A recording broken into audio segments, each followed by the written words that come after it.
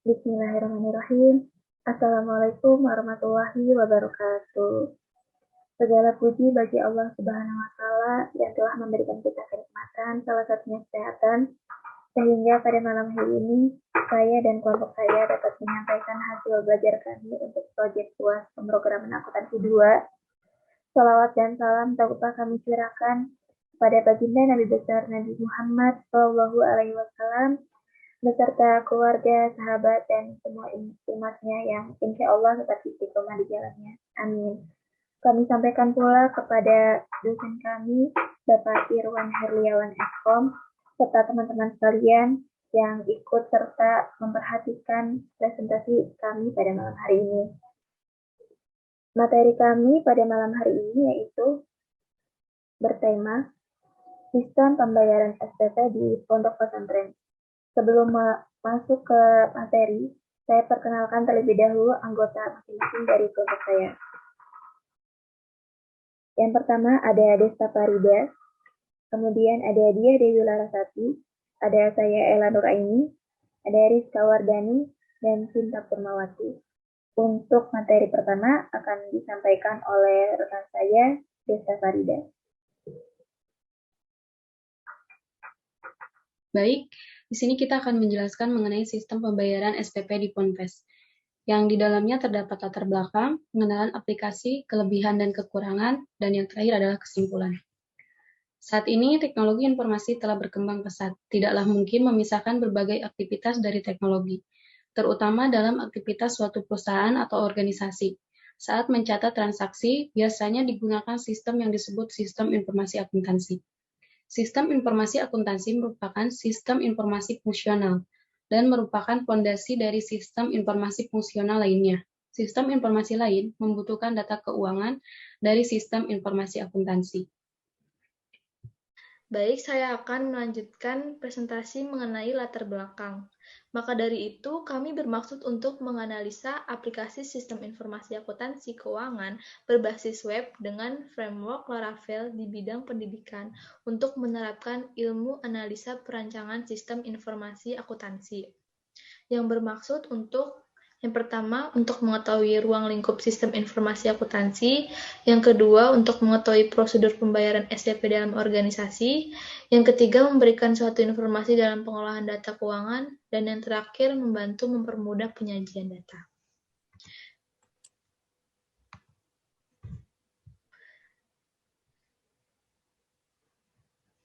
Berikutnya adalah pengenalan aplikasi. Aplikasi ini menjelaskan tentang sistem pembayaran SPP yang di dalamnya terdapat pilihan menu, yaitu yang pertama, menu manajemen data berisi data siswa, tahun ajaran, kelas, kelulusan. Yang kedua, menu jurnal umum berisi pengeluaran dan pemasukan. Menu keuangan berisi nama akun, jenis pembayaran. Dan yang keempat, menu laporan berisi laporan keuangan dan rekapitulasi. Yang kelima, menu manajemen pengguna, dan yang terakhir adalah menu informasi. Baiklah, saya akan menjelaskan bagaimana sistem pembayaran SPP di Pondok Pesantren berikut ini berlangsung. Ini adalah tampilan ketika pertama kali untuk mengakses di program pembayaran SPP ini. Jadi, program pembayaran SPP ini bisa diakses oleh admin dan santri. Sementara untuk pembayaran SPP-nya tetap dilakukan dengan cara santri membawa kartu SPP ke sekolah atau ke petugas PU. Sementara untuk proses penginputannya tetap dilakukan oleh admin atau petugas PU. Begitu. Kita akan coba login untuk adminnya dan saya akan menjelaskan bagaimana proses berlangsungnya atau berjalannya pembayaran SPP di Pondok Pesantren ini. Ini tampilannya pertama. Kita untuk dapat mengakses dashboard atau halaman loginnya, halaman utamanya, kita masukkan dulu emailnya, kemudian passwordnya. Ketika email dan passwordnya sudah benar, ini adalah tampilan data tampilan program ketika sudah selesai atau berhasil login. Ada menu pembayaran siswa, keuangan, pengelolaan kas, manajemen data, laporan, informasi, serta manajemen pengguna.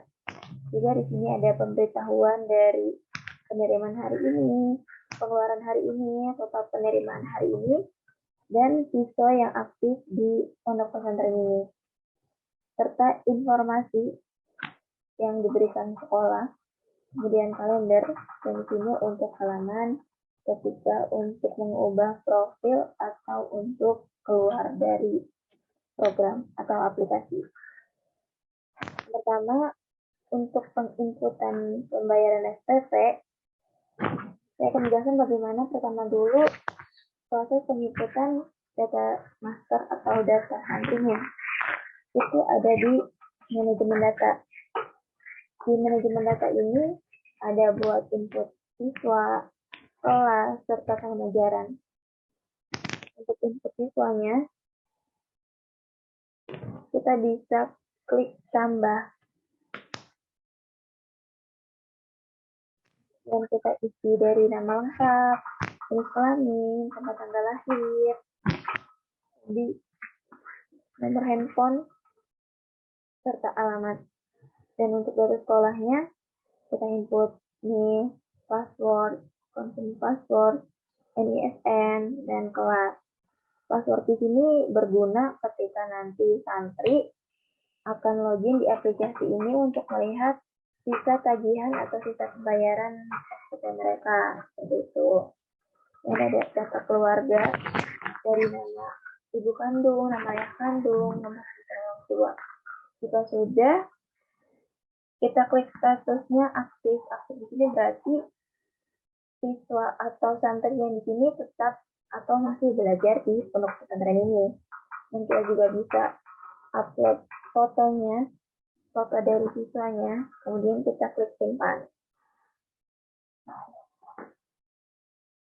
Lalu jika sudah mengklik simpan dan data yang dimasukkan sudah berhasil, maka akan otomatis tersimpan di sini dari NISN-nya, nama, kelas, dan ibu kandung, statusnya, dan ini adalah opsi-opsi yang bisa digunakan oleh admin. Misalnya, santrinya lupa passwordnya dan ingin ganti password. Bisa di sini, bisa minta tolong petugas TU untuk mengganti passwordnya. Di sini bisa dilihat kartunya, ini bisa dilihat data-data siswanya, kemudian jika ada yang salah dari datanya, entah nomor handphone atau alamat yang berubah, bisa diedit. Kita di sini cetak kartunya. Untuk cetak kartu,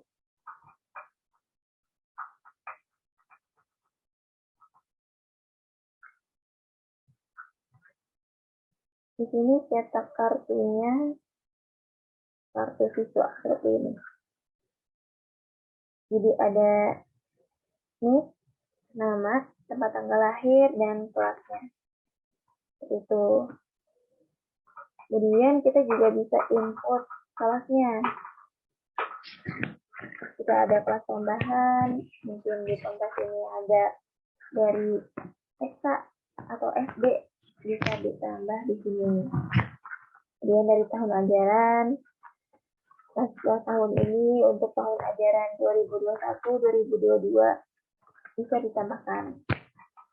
Kita sudah selesai penginputan dari data siswa, kelas, serta tahun ajaran, kita ke keuangan. Keuangan di sini ada nama akun dan jenis pembayaran. Maksudnya, jadi aplikasi ini tidak hanya khusus untuk pembayaran SPP, tapi juga untuk pembayaran lain, misalnya tabungan siswa atau pembayaran siswa yang bersifat wajib lainnya, misalnya sumbangan atau study tour atau yang lainnya bisa diinput di sini. Pertama di nama akun dulu. Nah, nama akun di sini jadi nanti ada di pos pembayaran siswa. Maksudnya pertama ini kita posnya ada SPP, itu sumbangan pendidikan. Nanti berarti setiap bulannya kita atau santri itu harus membayar SPP. Jika ada pembayaran yang lain, misalnya di luar sumbangan kemanusiaan, di luar tabungan, ada SPP.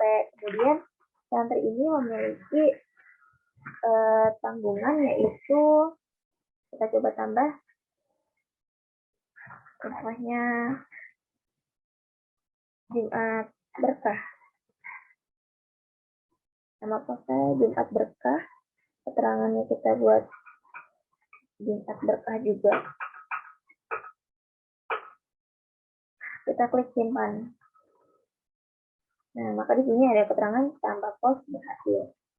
Ketika sudah tambah pos berhasil, langkah selanjutnya yaitu jenis pembayarannya. Nah, di jenis pembayaran ini, maksudnya, ini jenis pembayarannya kayak SPP ini sifatnya bulanan, dan sumbangan kemanusiaan ini tipenya bebas. Jadi maksudnya, santri ini kalau SPP harus bayar setiap bulan.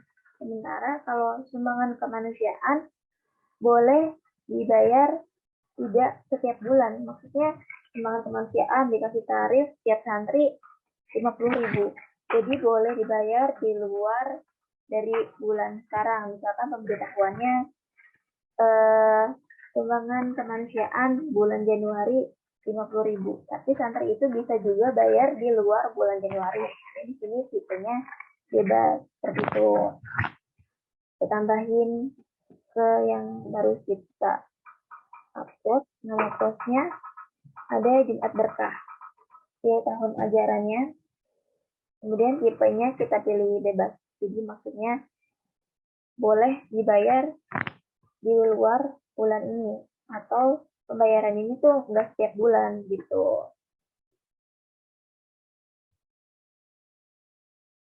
Nah, ketika sudah berhasil, maka kita setting tarifnya dulu. Nah, di sini setting tarifnya berdasarkan kelas. Kita pilih kelasnya kelas 10.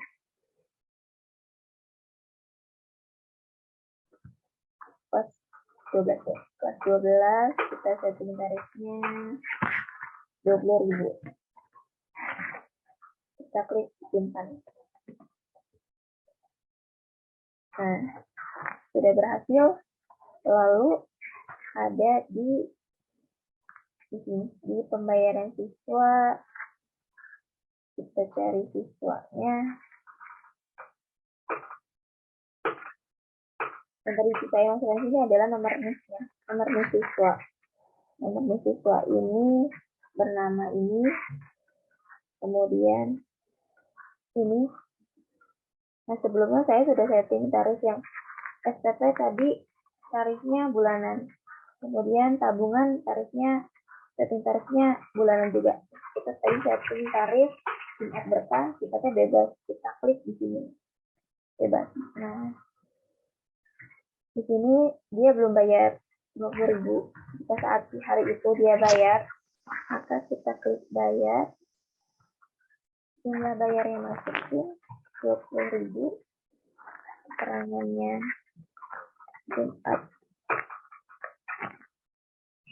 Berkah. Klik simpan.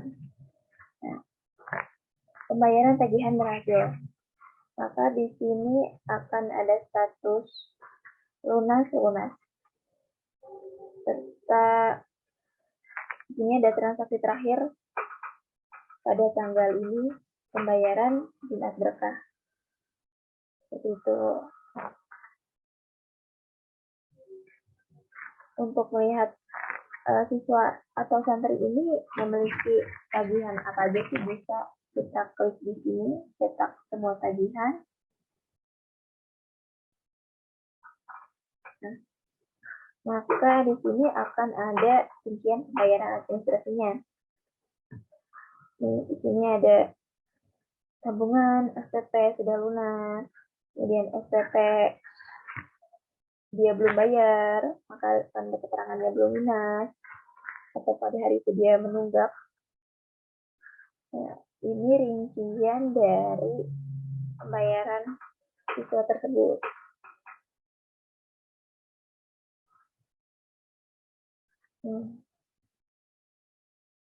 Kemudian dari data-data ini kita juga bisa, ini ada pengelolaan kas. Jadi maksudnya di sini keuangannya itu kasnya untuk berlaku apa aja. Jadi di sini selain pembayaran SPP ada pengelolaan kas juga dari pemasukan dan pengeluaran. Misalnya pemasukan pada hari ini terjadi atau pondok pesantren mendapat pemasukan dari kepala daerah setempat. Maka kita bisa klik tambah tanggal penerimaannya tanggal hari ini. Kemudian keterangannya dana pendidikan. Konteks jumlahnya kita masukin 20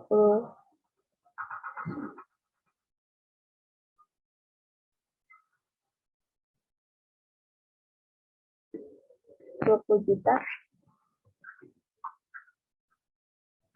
Maka jika sudah kita klik simpan. Ini harus pakai titik. Nah, jika sudah, ini juga kita bisa langsung lihat di dashboard. Nah, maka penerimaan hari ini yaitu 200.070.000. Tadi saya masukinnya 200 juta ternyata. Kita ke pemasukan lagi. Ini juga bisa diedit. Lalu simpan. Maka di dashboardnya ini penerimaan hari ini 20.070.000. Nah, di hari ini juga misalnya ada penerimaan yang ada pengeluaran. Misalnya untuk pembelian fasilitas pendidikan di Ponpes. Tanggal pengeluarannya tanggal hari ini, keterangannya pembelian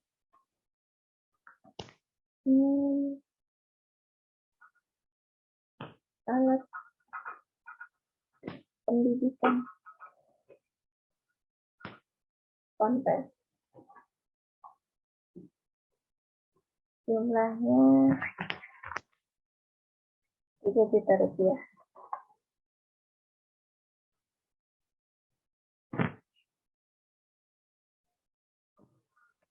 Kita simpan.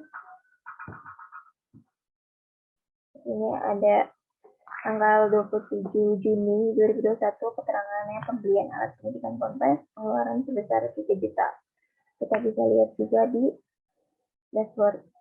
Nah, dari penerimaan hari ini, pengeluaran hari ini, dan total penerimaannya.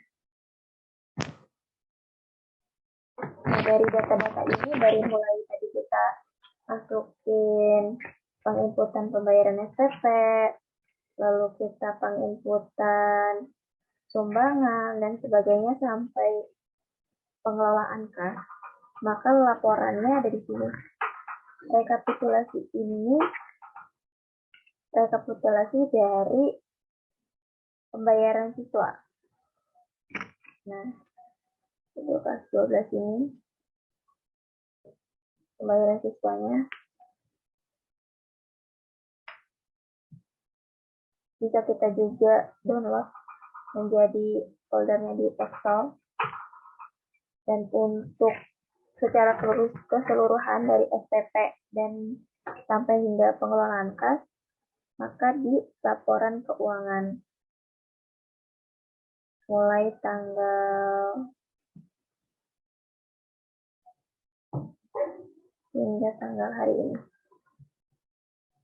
Filter, dan maka di sini ada tampilannya export Excel. Jadi kita harus mendownload dulu datanya.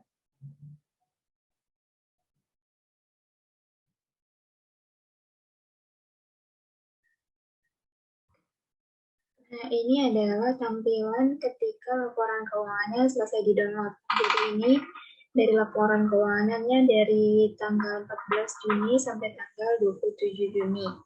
Di sini ada pembayaran, ada keterangan pembayarannya, nama pembayarannya apa aja, dari sumbangan kemanusiaan hingga sumbangan pendidikan. Lalu di sini dari pembayaran kemanusiaan dan Jumat Berkah tadi kan kita input per nama siswa. Jadi di sini ada nama siswanya yang membayar, lalu kelasnya.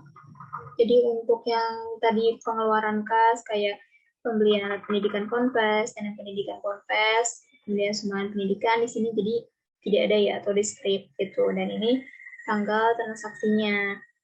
Kemudian ini ada penerimaannya, jumlah penerimaannya, lalu ada pengeluarannya dan ada keterangannya. Ini nanti di Excel bisa dilanjutkan untuk data-data atau formula-formula akuntansi lainnya bisa dilakukan di Excel seperti itu. Demikian penjelasan mengenai sistem pembayaran SPP di Pondok Pesantren hingga laporannya. Untuk materi selanjutnya akan dijelaskan oleh rekan saya. Baik, kesimpulan yang dapat diambil setelah kami menguraikan permasalahan yang dihadapi dan solusi pemecahan masalahnya, maka kami berharap aplikasi ini berguna bagi pondok pesantren dalam meningkatkan kualitas kerjanya dan dengan adanya komputerisasi sistem akan mempermudah dalam proses pengolahan data dan informasi yang dihasilkan. Dan dengan sistem yang sudah terkomputerisasi ini, diharapkan dapat mempermudah pengguna dalam menyelesaikan pekerjaannya secara cepat dan akurat. Baik, selanjutnya, adapun kelebihan dan kekurangan yang akan disampaikan oleh rekan saya. Oke, jadi di sini saya akan menjelaskan tentang kelebihan dan kekurangan dari sistem yang kami buat. Kelebihannya itu, kelebihan dari aplikasi ini tidak hanya digunakan untuk administrasi SPP, kas masuk dan kas keluar, tetapi bisa digunakan untuk mendapatkan informasi terupdate yang terdapat di pondok pesantren. Contohnya itu ketika info ujian sekolah, seminar sekolah, pembayaran. Nah, jadi apabila ada informasi yang berkaitan tentang informasi dari pondok pesantren, aplikasi ini dapat memberi tahu mahasiswa atau pelajarnya untuk informasi yang terupdate. Kekurangannya itu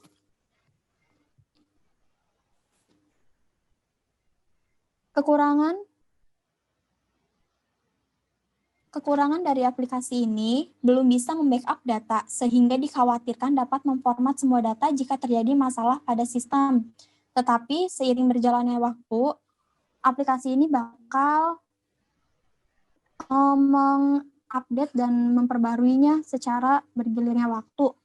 Nah, untuk pembayaran SPP, aplikasi ini hanya bisa dijangkau oleh admin. Jadi untuk mahasiswa ataupun pelajarnya belum bisa menjangkau aplikasi ini secara luas. Kurang lebihnya, kekurangan dan kelebihan dari sistem kami sekian. Terima kasih. Alhamdulillah. Terima kasih atas segala partisipasinya untuk teman-teman sekalian. Kurang lebihnya mohon maaf. Apabila ada yang ingin disampaikan, dapat disampaikan untuk perkembangan kelompok kami selanjutnya. Akhir kata, wassalamualaikum warahmatullahi wabarakatuh.